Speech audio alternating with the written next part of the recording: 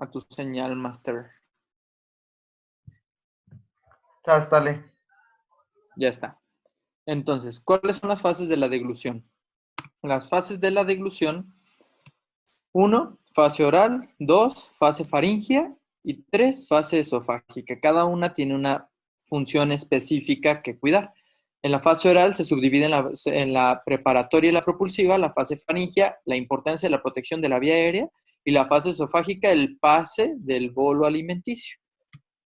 En la fase oral, hablando de la preparatoria, tenemos dos situaciones: la salivación y la masticación, que permiten la formación del bolo alimenticio. Dentro de la masticación tenemos los músculos, el temporal, el macetero, los pterigoideos, el interno y el lateral, y bueno, principalmente esos. Para la elevación tenemos el temporal, el macetero y el pterigoideo interno. Para la retrusión, es decir, hacer hacia atrás nuestra mandíbula, tenemos las porciones horizontales del temporal. Para la protrusión, hacer hacia anterior la mandíbula, tenemos la porción vertical del macetero junto con el vientre o la parte inferior del pterigoideo lateral. El descenso de la mandíbula se da a partir del vientre o la porción superior del pterigoideo lateral y del miloideo y el digástrico anterior. Y el movimiento lateral de la mandíbula, que es importante para los movimientos de trituración, se dan a partir del temporal, que cuando se contrae el temporal mueve la mandíbula hacia la zona ipsilateral, y el pterigoideo lateral, que lo mueve hacia el lado contrario. Todos los anteriores están inervados por V3. Los músculos de la masticación entonces se dan por el trigémino. El ciclo de la masticación, entonces aquí recobra de nuevo la importancia de los ligamentos periodontales, en el cual tenemos el ciclo de la masticación, la mandíbula abierta, empezamos con un cierre rápido. En cuanto los dientes entran en contacto con el alimento, hay un cierre lento de la mandíbula, porque ya no se trata de velocidad y de aprehensión del alimento, sino de apretar y triturar el alimento. Después sigue la apertura lenta de la mandíbula y finalmente la apertura rápida de la mandíbula. Todo esto gracias al feedback de los ligamentos periodontales. Y tenemos aquí, bueno, el circuito de cómo se cierra la mandíbula. Tenemos el centro de neuronas que permiten la activación motora de los músculos que cierran la mandíbula, a la vez que estos van a inhibir los músculos de la apertura bucal. Y tenemos la activación de los centros para la apertura bucal, que tiene dos aferencias importantes. Uno, la voluntaria, entre comillas, voluntaria y automatizada al momento de que estamos masticando. Y dos, al momento de un estímulo nociceptivo que genera una activación de la apertura de manera rápida de la mandíbula, que no sé si a ustedes les ha pasado. A mí me ha sucedido que cuando te muerdes la lengua o una mejilla, inmediatamente abres la boca como queriendo dislocarte casi la mandíbula. Pues esto es producto del reflejo de defensa, del arco reflejo de la defensa ante la lesión de tejidos blandos por la mordida.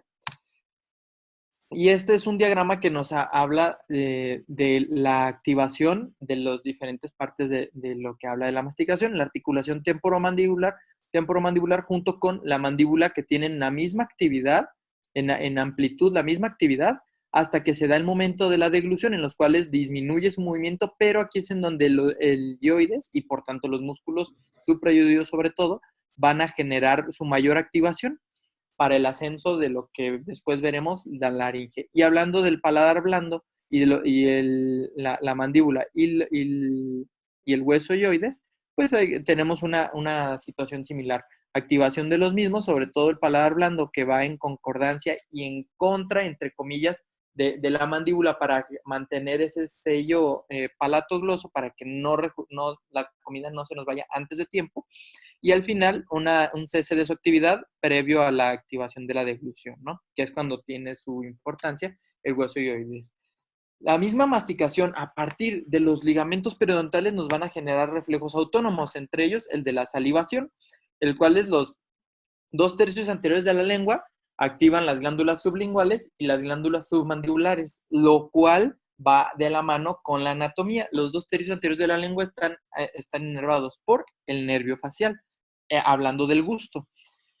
Y estas mismas glándulas están inervadas por el nervio facial. Y bueno, así como el tercio posterior de la lengua está inervada gustativamente por el glosofaringio, la parótida también está inervada por el glosofaringio.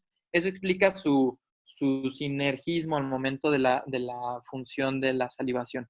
Se habla que una estimulación fuerte para la salivación es el ácido y el hidróxido de cloroquina, sobre todo el ácido porque es necesario o se toma como una situación de nocicepción, entre comillas, lo que es ácido y amargo, por lo general lo encontramos en sustancias corrosivas que generan daño y esto permite la mayor salivación para una protección de la mucosa como a medida de como capa mucosa para proteger y dos, diluir eso que pudiera ser nociceptivo y dos, el sentido del gusto de estas dos situaciones nos genera una repulsión a tal alimento de tal manera que pues no te lo comes. No sé si alguna vez alguno ha probado una leche que se haya pasado, pues que sabe ácido, inmediatamente hacemos una cara peor que limón, ¿no? Muy diferente a los agridulces, pues si tiene dulce y ácido ya es diferente la sensación. Y los dulces, pues bueno, la activación de la amilasa, ¿no? Que se habla que la digestión inicia desde ahí. Y otro, los efectos enzimáticos, ¿no? El ácido gástrico, el glucagón y el polipéptido pancreático que se ven activados desde la fase oral de la digestión, ya ni siquiera de la deglución, hablando de eso. La motilidad gástrica y la vesícula biliar. Y la insulina aumenta sus niveles, inclusive hasta en los primeros 2 minutos en los que estamos masticando la comida, aumenta sus niveles hasta en un 25%. Entonces, hablando ya de la fase oral, en la parte ya no de la trituración, sino de la propulsión, tenemos, déjenme ver ¿por qué no se ve? ¿Qué pasó aquí? Ah, ya. Tenemos la lengua, después de la trituración, que la lengua mueve las cosas hacia los laterales, la lengua contra el paladar a partir del músculo geniogloso y los músculos intrínsecos se empujan el bolo alimenticio junto con el paladar hacia el posterior. La lengua, como vieron al principio del video, ayuda también junto con los movimientos de las mejillas, del lucinador, del orbicular del labio, a mantener el alimento entre los dientes.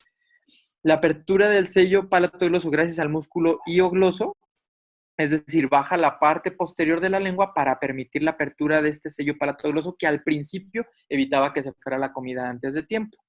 Y llega finalmente a la zona reflexógena de Wasselev, compuesta por la base de la lengua, la cara anterior del velo del paladar, la pared posterior de la faringe y, bueno, los pilares anteriores y los pilares posteriores, ¿no? A partir de esta zona se habla de que la deglución deja de ser voluntaria para pasar a ser un reflejo involuntario. Y pasamos a la fase faringea, que inicia donde termina la fase oral, en la apertura del palatogloso. Vamos a ver, hay que analizar aquí cómo el cierre del velo palatofaringio, acá se cierra el palatofaringio gracias a los músculos peristafilinos. Hay dos peristafilinos, el externo, tensor del velo del paladar, e interno, elevador del velo del paladar, el constrictor superior de la faringe, perdón, y el elevador de la úvula. Luego, el cierre con la lengua. Vamos a ver nuevamente este video, nada más con la intención de ver dicho movimiento. Ok. Aquí tenemos los músculos peristafilinos de los cuales estábamos hablando. Ahí estoy teniendo un poquito de problemas con esto. Parece como que se traba. Ok, ahí está. Y ahora vamos a concentrarnos en la parte inferior. Esta parte en la que se eleva la laringe. El ascenso de la laringe tiene todo lo que sucede en la fase faríngea tiene dos propósitos. Uno, nada más dirigir el bolo alimenticio, pero el segundo, que es más importante, asegurarse de que el bolo faríngeo no se meta a la vía aérea. Gracias al ascenso de la laringe con los músculos suprayoideos y el tiroyoideo que jala la laringe hacia arriba y los suprayoideos jalan el yoideo junto con la laringe, permiten posicionarla posterior a la lengua y la pone en una situación en donde la lengua está acá, la laringe se posiciona atrás y el bolo alimenticio no cae directamente sobre ella. Ahí está la inversión epiglótica que cierra la laringe por la parte supraglótica, gracias a los músculos interaritenoideos. Ahí tenemos los supralaringeos. Tenemos el ariteno epiglótico que también ayuda a la inversión epiglótica. Tenemos el cierre de las bandas ventriculares que permite una menor tensión de las cuerdas vocales al momento de cerrarse, y el cierre cordal a partir de los músculos tiroaritenoideos y el crico, sobre todo el crico aritenoideo lateral, que sería que genera un movimiento de polea para que la cuerda vocal se cierre. Y estos serían los músculos interaritenoideos que permite el mayor cierre de las cuerdas vocales con un menor esfuerzo de los cricoaritenoideos laterales. Y finalmente la fase esofágica, el flujo del bolo alimenticio finalmente a la cavidad gástrica. La lengua genera entonces un movimiento de propulsión en forma de pistón. La epiglotis dirige, aparte de proteger, dirige hacia lateral y hacia posterior el bolo alimenticio a los senos piriformes, y el peristaltismo de los constrictores superiores, medio e inferior de la faringe junto con el palato gloso, pues genera este movimiento de propulsión del bolo alimenticio. Y finalmente, la apertura del esfínter esofágico superior. Importante, una vez que el esfínter esofágico superior se abre, después de que pase el alimento, se cierra con 2 a 3 veces su tono basal para asegurar que las ondas peristálticas del esófago no generen una regurgitación inmediata que haga que el alimento pues recaiga en la vía aérea, ¿no? Aquí está. Y bueno, nada más, ¿cómo se dan las ondas peristálticas? Pues bueno, mientras el bolo alimenticio activa unos mecanorreceptores que hacen que se inhiba la contracción del esófago, hacen recíprocamente que los que están posterior a él, al bolo alimenticio, que no están recibiendo esta inhibición, se contraigan, y esto genera la onda de propulsión hacia abajo, y conforme va bajando, el mecanorreceptor de abajo hace que se relaje, pero hace que el de arriba se contraiga, y eso permite, junto con la gravedad, el avance del bolo alimenticio. Entonces, la presión basal tiene entre 10 centímetros de agua según la respiración, porque va a cambiar, pero importante, las ondas peristálticas hay de 3 tipos, las primarias, secundarias y terciarias. De las terciarias no está claro cuál es su función, pero las primarias es que dan la deglución, con una presión de entre 80 y 120 centímetros de agua, de 2 a 5 centímetros por segundo. Y posteriormente, bueno, 60-80 centímetros de agua dentro de su presión basal, ¿no? Y secundarias de zona de estimulación del resto alimenticio o el eje del estómago, pues son una estimulación constante, una peristalsis que está teniendo constante el esófago, también secundario, ya no tanto a la deglución, sino a restos alimenticios o regurgitación del estómago, que impide la regurgitación hasta la parte faríngea. ¿Qué disminuye la peristalsis? El alcohol y la diabetes. La diabetes por afección del sistema nervioso autónomo, y el alcohol, pues porque también tiene efectos inhibidores tanto al sistema nervioso central como al sistema nervioso periférico autónomo. De ahí la razón del por qué los alcohólicos tienen alto riesgo de sufrir una broncoaspiración, porque, pues bueno, estas partes que protegen no están a su 100% activas. Entonces, el esfínter esofágico superior tiene un tono de 30 hasta 200 milímetros de mercurio y se relaja por medio segundo, se habla aproximadamente. Recordando que cuando se cierra 2 o 3 veces su tono basal, ¿no? Ahí está. Inervado por el plexo faríngeo, el laringio superior, el glosofaríngeo, y el nervio laringio recurrente. Ahora, el esfínter inferior, que es un músculo, no es un esfínter como tal, es un esfínter, se llama funcional, no anatómico, no existe, pero ahí está de manera funcional a través del diafragma y el músculo gástrico y el músculo esofágico. El músculo tiene aproximadamente un espesor de 5 milímetros y, importante, tiene una presión por arriba de entre 15 y 30 milímetros de mercurio a la gástrica.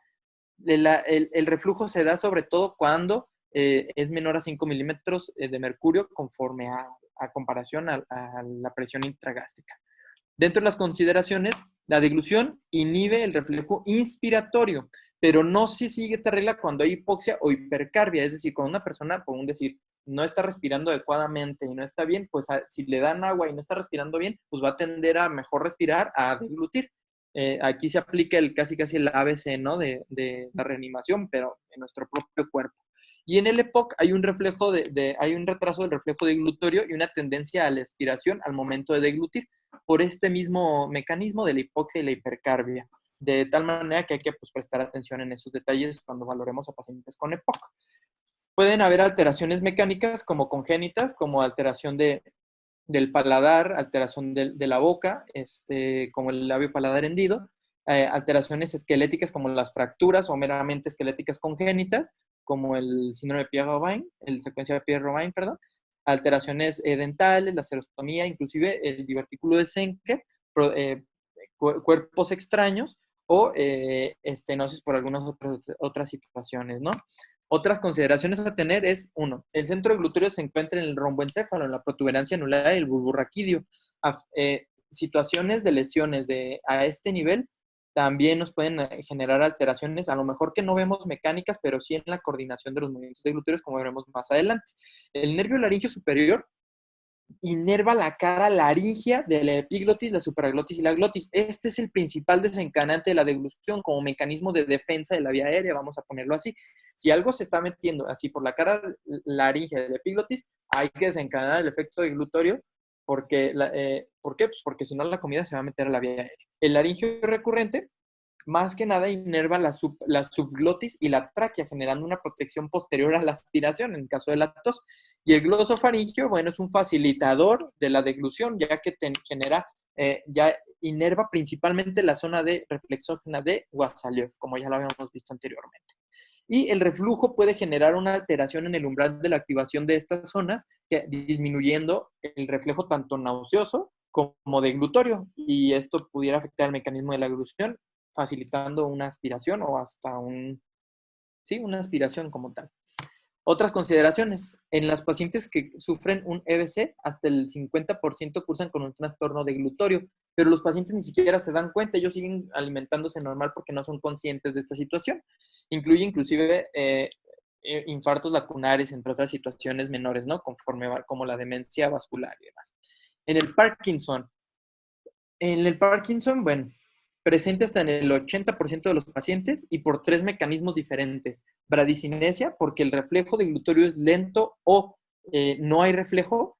Distonía, porque no se relaja el esfínter esofágico superior y si no va la comida al esfínter esofágico superior, a algún lugar tiene que dar, ¿no?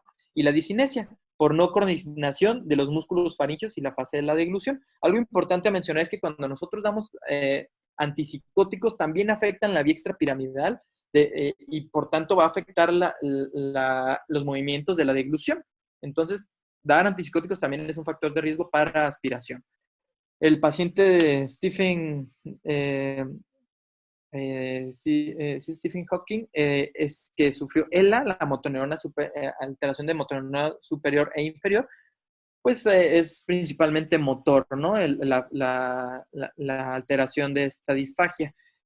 Teniendo atrofia muscular, falla del control y fasciculaciones de la lengua y de los músculos de la deglución. Principalmente va a afectar la fase oral, pero sobre todo, pero también puede afectar la fase faríngea. Algo importante es que, por ejemplo, los pacientes con EBC, esta es la foto de un paciente con detritus retenidos en el vestíbulo izquierdo por EBC en el lóbulo derecho que culminó en anestesia y debilidad muscular izquierdas. Y por tanto el paciente deglutía, mordía, pero se acuerdan que era importante también el feedback de la sensación de dónde está la comida para empujarla con los músculos del bucinador, el macetero y todo, para empujarlo entre los dientes y pues el paciente no lo siente y aparte no muerde adecuadamente, pues ahí está acumulando la comida. Aquí un caso clínico para reflexionar también, es un masculino en la 7ª década de la vida, refiere que desde hace 2 años ha tenido la sensación de que la comida se le va atorando en la parte de la garganta que actualmente es más notorio. Sobre todo en el cuello, nos refiere que notó que bajó de peso en los últimos 8 meses aproximadamente 2 kilos. No fuma, no toma ninguna droga, no es diabético, hipertenso y nada por el estilo, y no tiene antecedentes de cáncer en la familia. El paciente se había hecho un estudio de videofluoroscopía mostrando la imagen a continuación. No sé ustedes si quieran alguno comentar al respecto de la imagen. Voy a pasar a las opciones. Usted realiza el siguiente diagnóstico. Aspiración de la vía aérea. B. Mala elevación epiglótica. C. Fractura del hueso ioides. D. Derrame prematuro. E. Al momento sano es necesario más estudios. O F. Ninguna de las anteriores. ¿Alguno quiere opinar al respecto? Muy bien. Pues fíjate que nunca había Aquí, visto algo así. Fíjate que ya me imagino que ya lo viste. En el diagnóstico de aquí es un osteofito anterior a nivel de C6 y C7, el cual reduce el 50% de la luz del paso del vario. Está esta zona. Déjenles quito lo que le puse ahí para que puedan ver la flecha con mayor detenimiento. Listo. Ahí está. Esto más que nada para hacer evidente que a veces se nos pasan diagnósticos porque solo pensamos pues, en la fase que nosotros estamos acostumbrados a evaluar, ¿no? Pero pues inclusive en este estudio de videofluoroscopia podemos encontrar otros datos que nos van a dar, gracias, que nos van a dar, pues ahora sí que la lección es evalúa a tu paciente lo más integral posible. Siguiendo, tenemos algo que se mencionó, penetración versus aspiración. No es lo mismo el alimento regurgitado o deglutido, ya sea que venga de la garganta o del esófago, pasa a la laringe sin pasar las cuerdas vocales. Se puede generar un reflejo tusígeno, deflejo deglutorio o demás. Pero la aspiración es cuando ya pasa de las cuerdas vocales, como lo vemos aquí en la flechita, y bueno, entra en la vía aérea, ¿no? Y esto puede generar complicaciones posteriormente. Otras consideraciones, el Alzheimer y la demencia o el delirium, que tenemos uno, disminución de la conciencia y dos, alteración de la fase, de las fases involuntarias. Aparte de la fase voluntaria por la cuestión de la conciencia, pues los cuerpos de Lewy al final dan un efecto muy parecido al de Parkinson, con alteración en la coordinación de los músculos de la deglución. Y la aspiración en la fase faríngea se puede dar en tres momentos. Previo, por trastorno del control de la lengua, falta del cierre palato-faríngeo. Dos, no inicio de la fase faríngea. Durante, un mal cierre glótico. Posterior, mala elevación de la glotis o apertura insuficiente del cricofaringio, que ya los habíamos visto anteriormente. Y algo importante, algo que casi no se habla, que es la presbidisfagia, que la presbidisfagia condicionada por sarcopenia, atrofia de la lengua y músculos de la masticación y también de la deglución en algunas situaciones, atrofia cortical que enlentece los movimientos deglutorios y el control de la masticación y de la deglución, y alteración de la percepción de la boca. Aquí tenemos a la reina Isabel, que pues bueno, ella seguramente no tiene aspiraciones, pues porque no les conocemos muchas neumonías, pudiera ser que venga de otro mundo. Seguimos entonces. Paciente femenino de 59 años de edad, diabética, en tratamiento con metformina, hipertensión arterial, en tratamiento con losartán, con un IMC de 31, tiene sobrepeso, bueno, más que sobrepeso, tiene obesidad. Menciona que desde hace 2 meses ha notado que de manera notoria que cuando come empieza a toser y tener dificultad para masticar la comida a la mitad de sus comidas, no pudiendo terminarlas, siendo el mismo patrón en cada comida. A la exploración física encuentra una disfunción temporomandibular, una disfunción temporomandibular, integridad de las piezas dentales, lengua y úvulas centrales, no hay masas obstructivas, paladar íntegro, usted nota tosis palpebral, la paciente con somnolencia, y al evaluar la fuerza de las extremidades, la paciente tiene dificultades para levantar los brazos. Su sospecha diagnóstica lo lleva a pensar que el manejo terapéutico debe incluir A, rehabilitación para deglución, B, piridostigmina, C, tomografía computada de cráneo, D, esofagograma de vario y E, impedanciometría esofágica. ¿Alguien quiere comentar algo al respecto? No tengo idea. ¿Sí? Pues una tomografía habría que hacerle, ¿no? También para descartar alguna lesión central que le esté generando. Sí, trae la triada de Cincinnati. Es válido esa situación, sin embargo, es válido. Ahora, de ahí su sospecha diagnóstica lo lleva a pensar al que el manejo debe incluir, estamos hablando de manejo. Ya no, aquí la intención es generar un poco de discusión. Están en lo correcto, sin embargo, aquí volvemos a la situación anterior. Hay que valorar a nuestro paciente integralmente. ¿Tiene datos de miastenia gravis la paciente? Yo sé que no es como el caso más clásico, pero la paciente tiene tosis palpebral, dice que ya lleva tiempo con este problema y siempre es a la mitad de las comidas cuando empieza con la dificultad para deglutir, es decir, hay agotamiento de los músculos. Y bueno, al parecer no están en lo incorrecto, tengo que aclarar, no están en lo incorrecto, sin embargo, solo es para generar la discusión y análisis del caso, una miastenia gravis, hay que tratar con piridostigmina, inhibidor de acetilcolinesterasa. Y sí, es correcto lo que mencionaba por ahí alguien de la triada. Muy bien. Aquí les dejo una tabla sobre disfagia según la edad. Como podemos ver en los pacientes más añosos, pues bueno, Alzheimer es una situación importante. Y en los recién nacidos, pues podemos hablar con inmadurez todavía de la fisiología de la deglución, una esclerosis sistémica, o en la edad, en las edades intermedias, pues ya están, podemos hablar desde miopatías inflamatorias, síndrome de Sjögren o innumerables más, ¿no? Pero pues evidentemente no vamos a buscar un Alzheimer en un recién nacido o un Pierre-Robin en un paciente de 80 años, ¿verdad?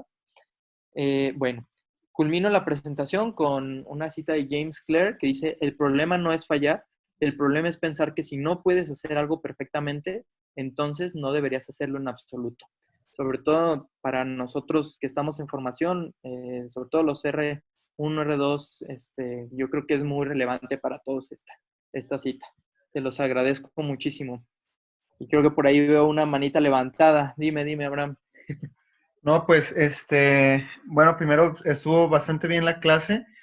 Creo que algo que, digo, todo es muy importante, pero algo que lo podemos llevar mucho a la práctica son las fases de deglución que mencionaste, porque es algo que tenemos que conocer al pie de la letra para poder saber en qué paciente vamos a realizar una prueba de deglución, y qué vamos a esperar encontrar, y saber que la prueba de deglución normalmente en los pacientes solo nos evalúa la fase faríngea. La fase oral la damos por hecho o podemos suponer lo que pasó de acuerdo a cómo está el bolo alimenticio, y la fase esofágica pues no la podemos evaluar por completo. Entonces es algo a tomar en cuenta, las fases de la deglución, que es algo bastante importante en la clase que mencionaste, pero bien en general. Muchas gracias. Bueno, no sé si alguien más tenga alguna otra comentario por ahí. Bueno, pues parece. yo creo que Gracias, es Manuel. todo. Voy a dejar de grabar, ¿eh? De acuerdo.